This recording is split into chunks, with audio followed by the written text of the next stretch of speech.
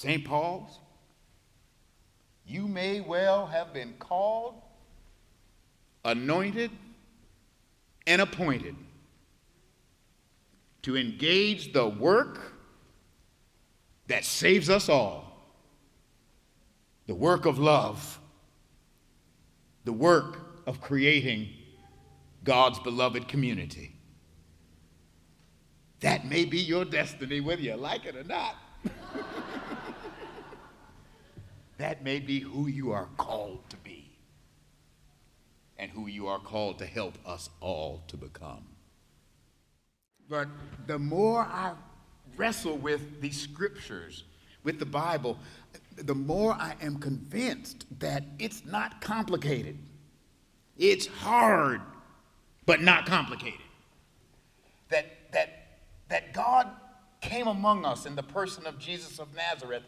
And I'm getting clearer about this. I could be wrong, but I don't think I am. God came among us in the person of Jesus of Nazareth to show us the way. To show us the way to move from the nightmares of our own devising into the dream of God's intending. To show us the way to move from self-centered existence to other-centered living. To show us the way to become more than simply an individualized collections of tribal and religious and national and political and ideological self-interest, and show us how to become God's family, the beloved community, what Jesus called the kingdom of God on earth. Thy kingdom come, thy will be done on earth as it is in heaven. Jesus came to show us, let me say it even clearer.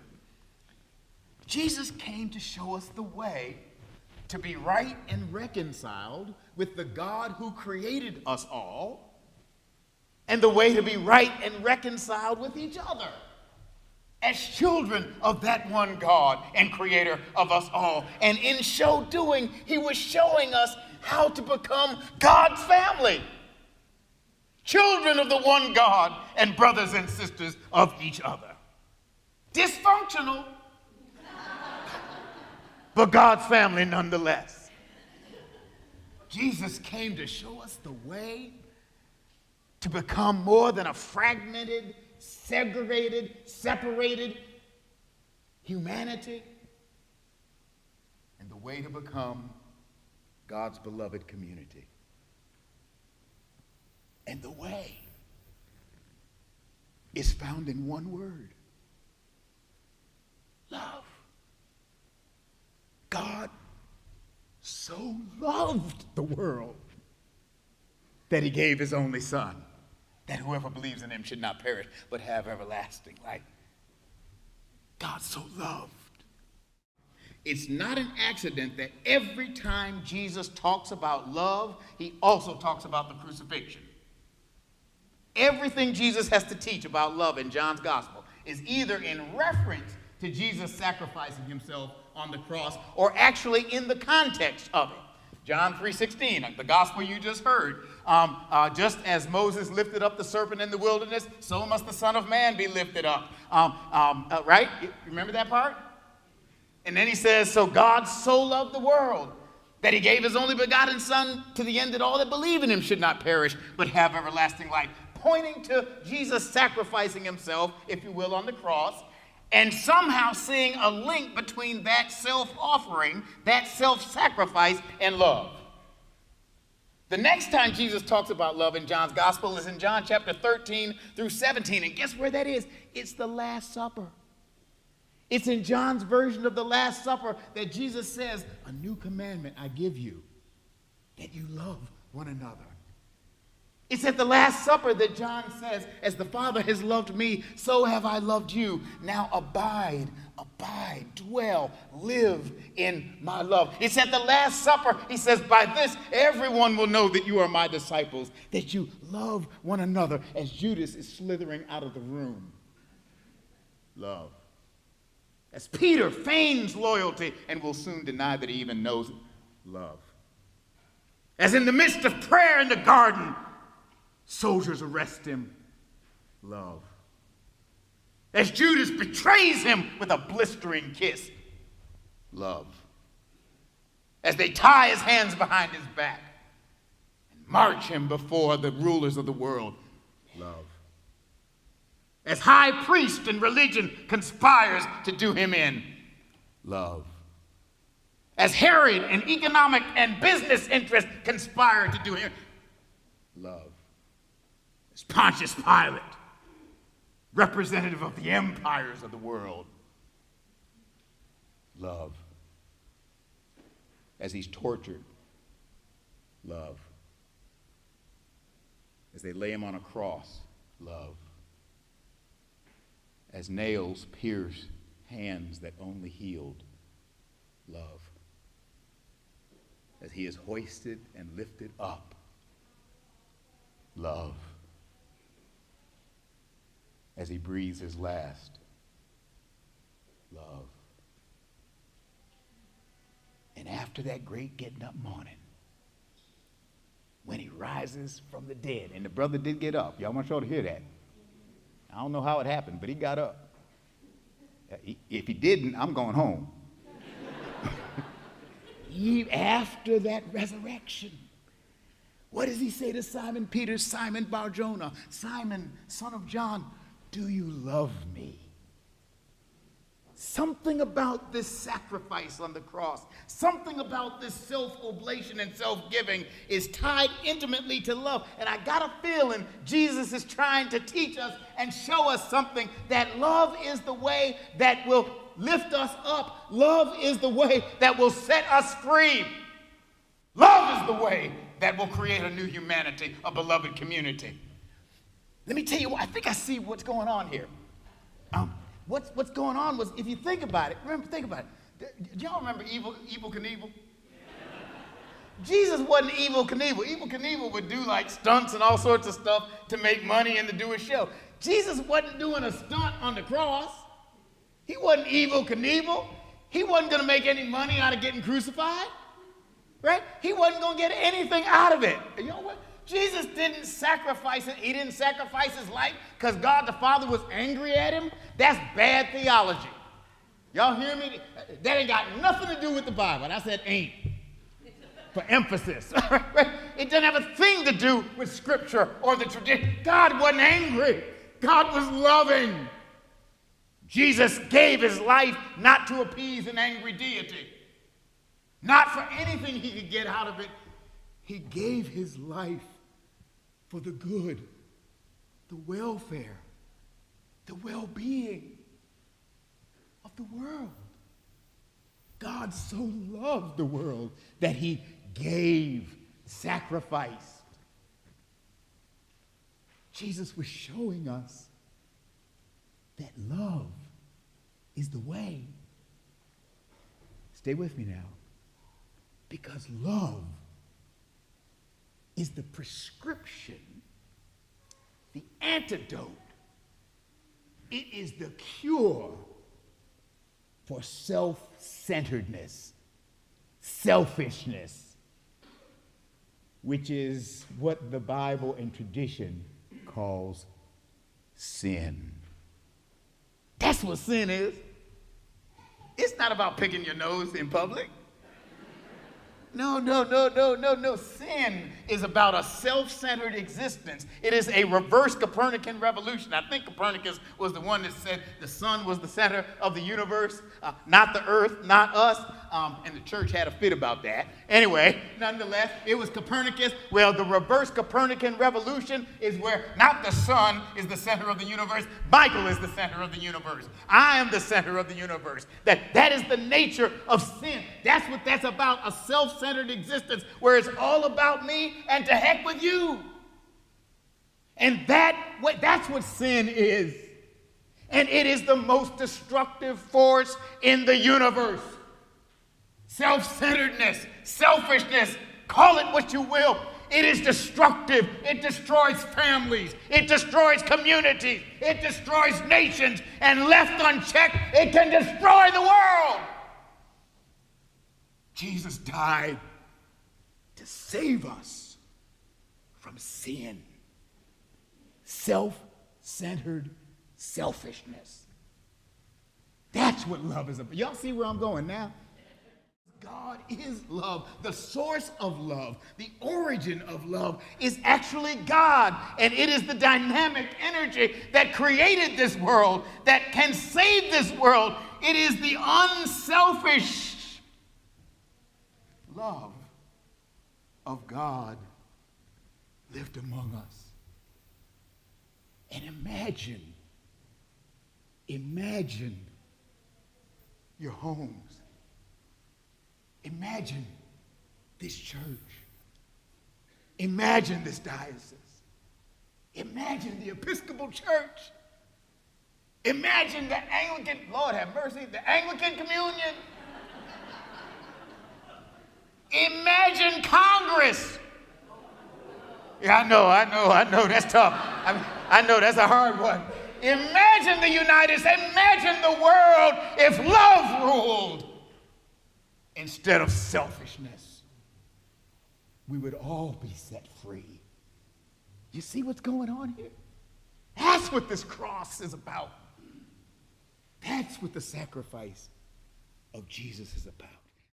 But in these communities, they practiced a radical egalitarianism. There was radical equality between men and women in the Johannine communities that based themselves on John's gospel. There was racial egalitarianism between people of different tribes and nationalities and castes and groups in these communities that practiced the way of love. That there was something about these Johannine communities that they actually treated each other not as individual collections of self-interest, but as family.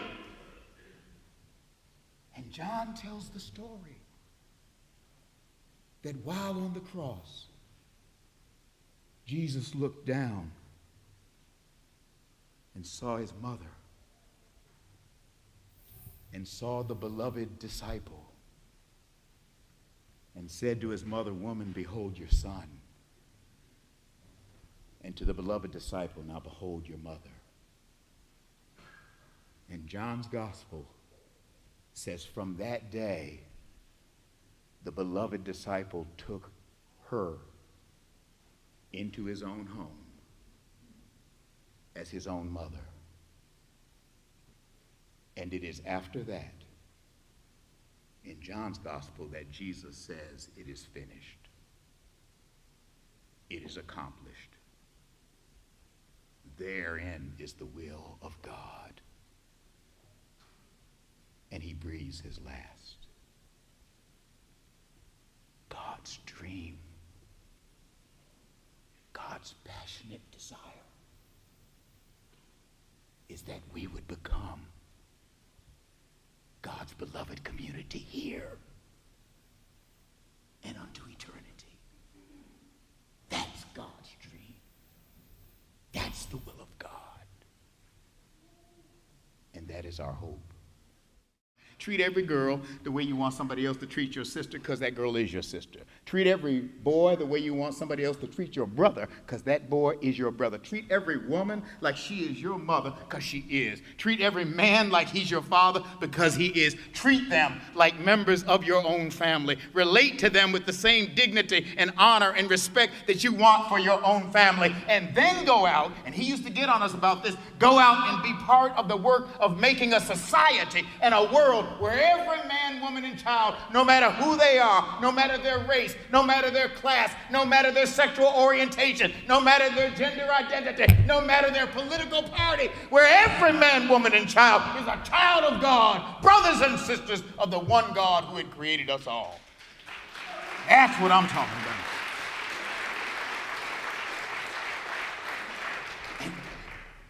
And when that happens, we all get set free.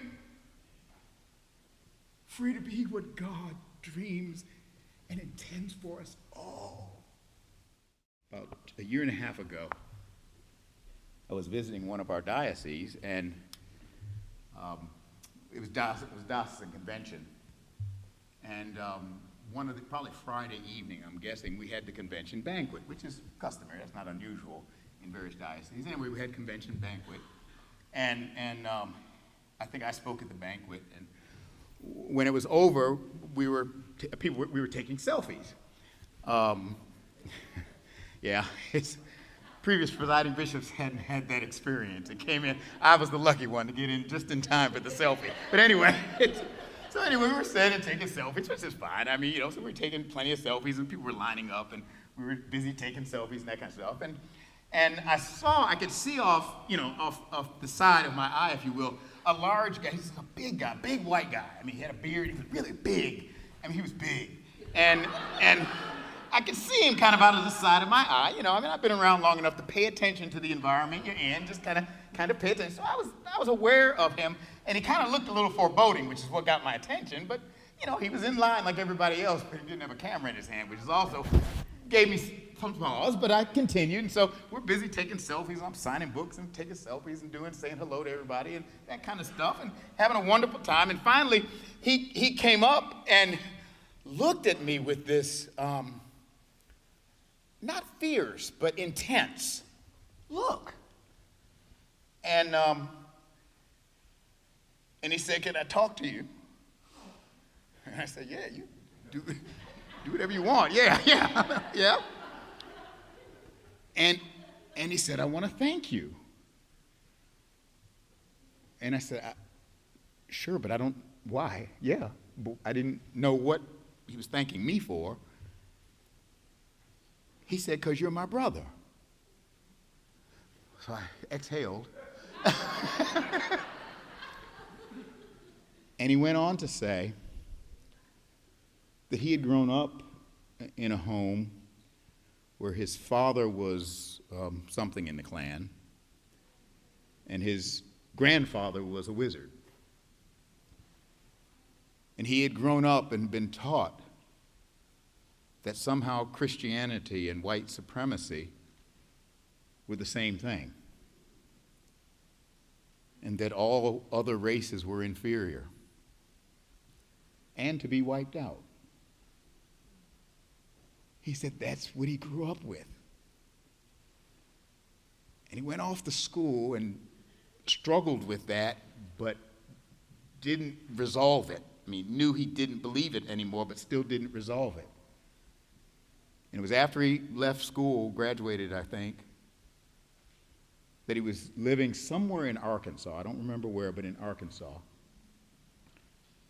And there was a little bitty Episcopal church there. And he had never heard of the Episcopal church. We have to correct that. But anyway, he had never heard of the Episcopal church. And he went in.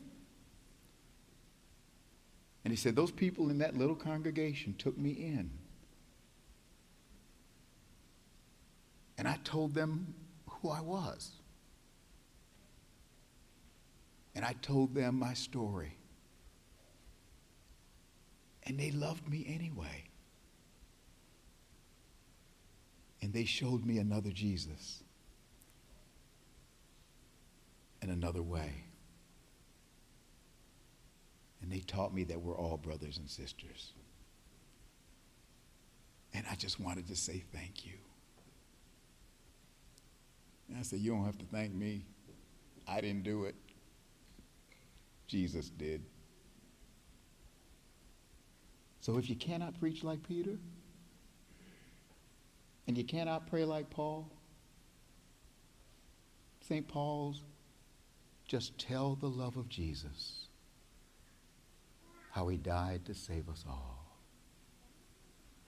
There is a balm in Gilead to make the wounded whole. There is a balm in Gilead to heal the sin-sick soul. God love you. God bless you.